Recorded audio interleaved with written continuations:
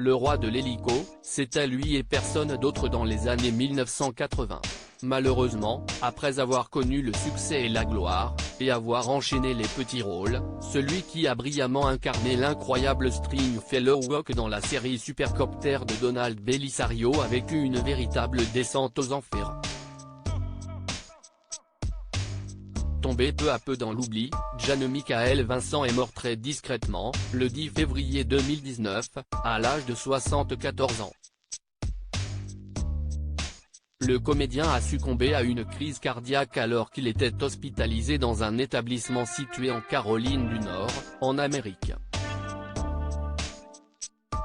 Il a ainsi rejoint son acolyte de l'époque, Ernest Borgnine, décédé en 2012 à l'âge de 95 ans. Piloter son légendaire Bell 222 n'aura duré, en tout et pour tout, que 2 années. Jan-Michael Vincent était bien intervenu dans quelques séries très populaires, dont Bonanza, Amicalement Vôtre, Le Rebelle ou Nash Bridges, mais sa carrière d'acteur semble avoir pris fin au début des années 2000.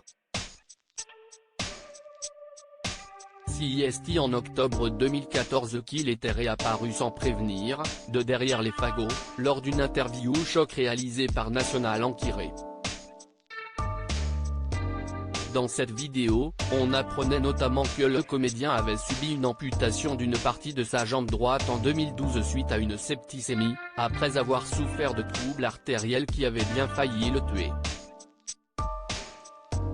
Une nouvelle infection avait ensuite décidé les chirurgiens à amputer une autre partie de cette même jambe un peu plus tard. J'avais l'impression d'avoir été frappé avec un fouet équipé d'une prothèse. Jan-Michael Vincent se déplaçait alors à l'aide d'un déambulateur et d'un fauteuil roulant. J'avais l'impression d'avoir été frappé avec un fouet, expliquait-il. Quand je regarde ma prothèse, là, je me dis que je n'ai aucune raison de m'apitoyer, quand je vois ce que nos soldats américains affrontent. Eux, ce sont de vrais héros. Les épreuves furent nombreuses sur son chemin. Jan-Michael Vincent avait également été impliqué dans un terrible accident de voiture en 1996 qui lui avait fracturé 3 vertèbres cervicales. L'intubation subie à la suite de cette mésaventure avait abîmé ses cordes vocales. Il avait terminé sa vie endetté jusqu'au cou et priait, durant ces dernières années, pour une solution.